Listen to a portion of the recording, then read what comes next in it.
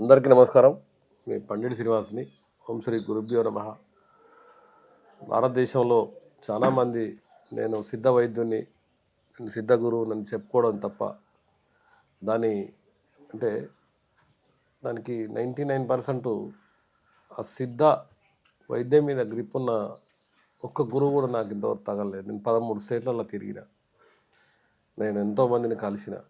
ఇంగ్లీకన్ తెలిస్తే పాదరసం తెలియదు, పాదరసం తెలిస్తే కర్పూర శిలాజి తెలియదు, కర్పూర శిలాజి తెలిస్తే కోపరస్ కర్పూరం తెలియదు. అంటే ఇవన్నీ శుద్ధులు అనేది జనరల్గా ఇట్లా చెప్పుకుంటూ పోతే ఎన్నో ఉన్నాయి సిద్ధ వైద్యంలో. కానీ భారతదేశంలో ఒక ఉన్నతమైన ఒక చరకుడు మళ్ళీ జన్మించిండా అన్న ప్రతిరోజు నాకు ఇది మదిలో మెలుగుతుంటుంది. ఎందుకంటే ఫస్ట్ మొట్టమొదటిసారిగా బాబాయ్కి పాదాభివందనం చేసి మా గురువుగారికి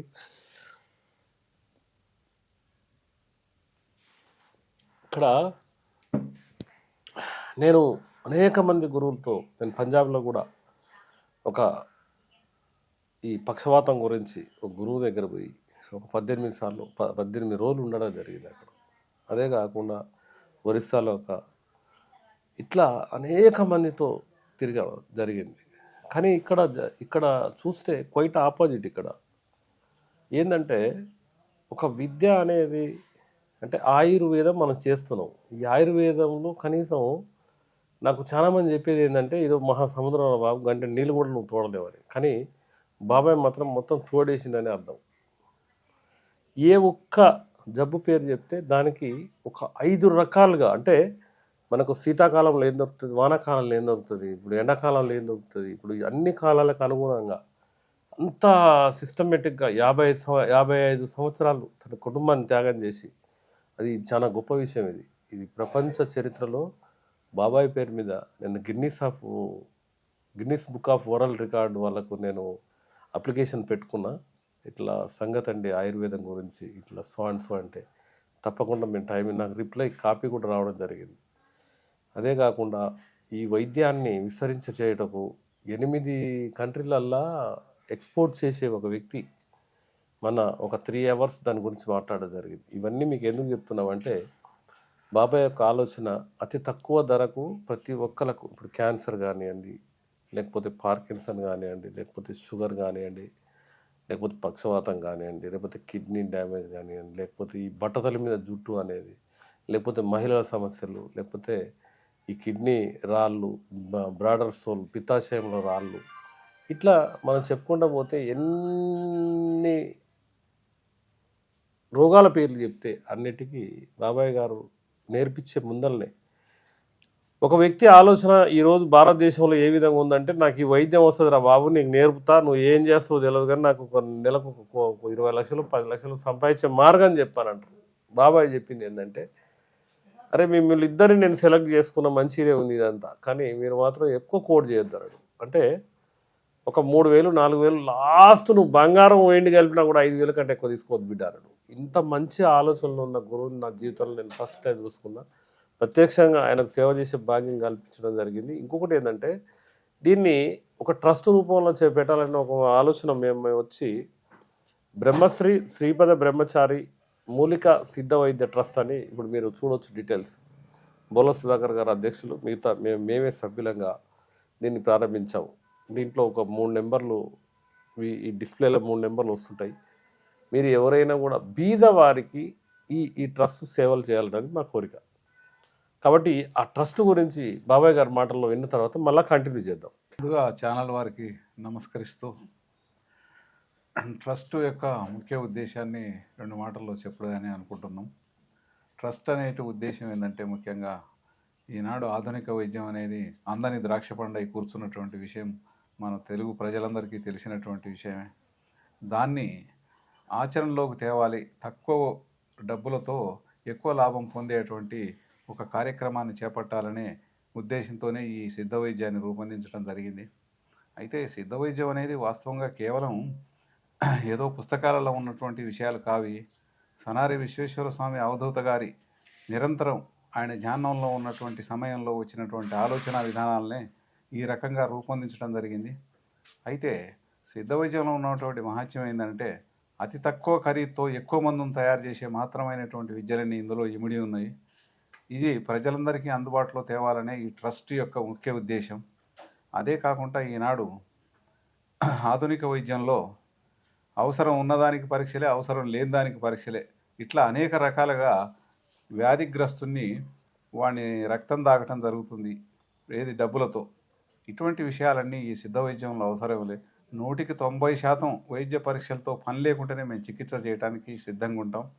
రెండోది ఏంటంటే ఒక 10% ఏదో ముఖ్యమైనటువంటి వాటి విషయంలో మాత్రమే ఈ పరీక్షలు, రక్త పరీక్షలు కానీ మూత్ర పరీక్షలు కానీ చేసుకోవడం జరుగుతుంది.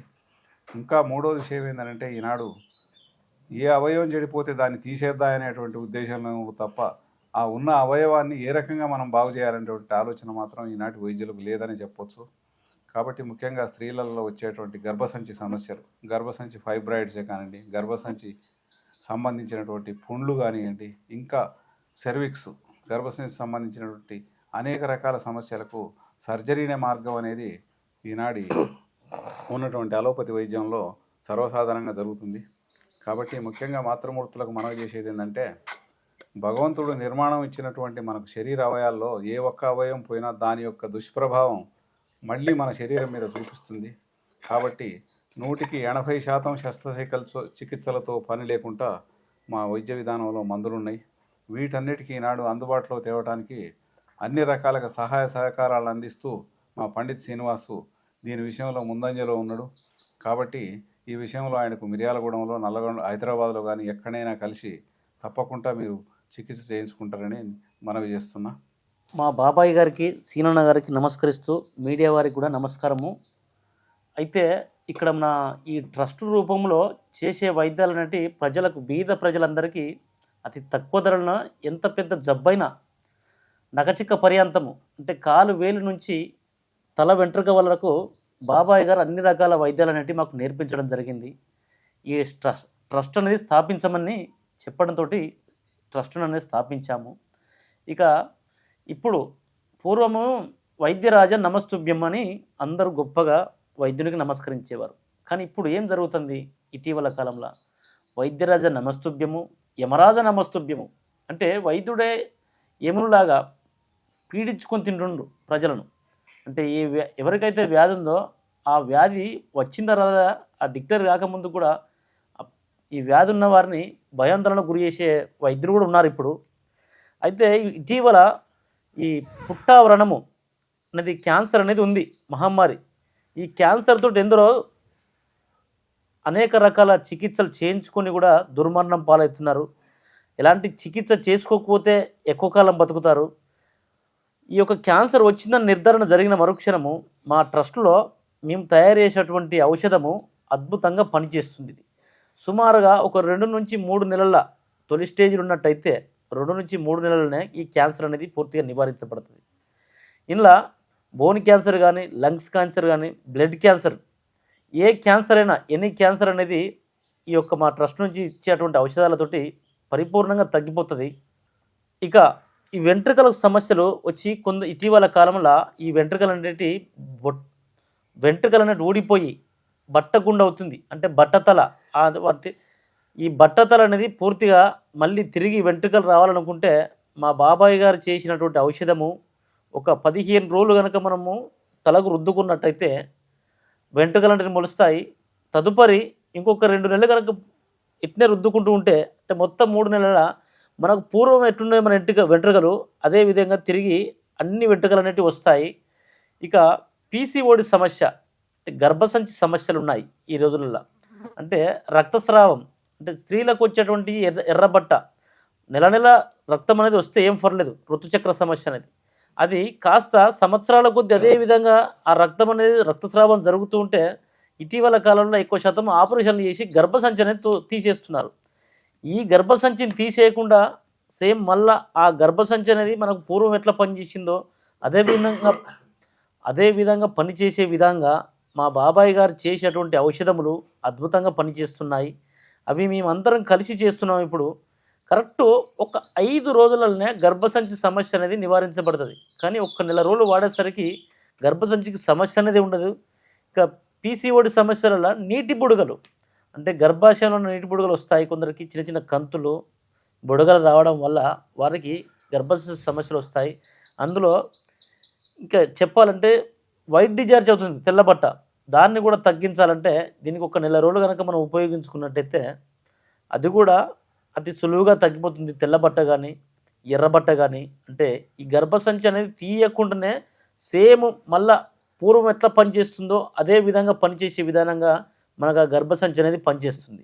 వీడియో కనుక మీకు నచ్చినట్లయితే లైక్ చేయండి, షేర్ చేయండి. మరిన్ని వీడియోస్ కోసం మా ఛానల్ని సబ్స్క్రైబ్ చేయండి. మీ అభిప్రాయాలు మాకు కామెంట్స్ రూపంలో చెప్పండి. మరిన్ని వీడియోస్ కోసం మా ఛానల్ని సబ్స్క్రైబ్ చేయండి.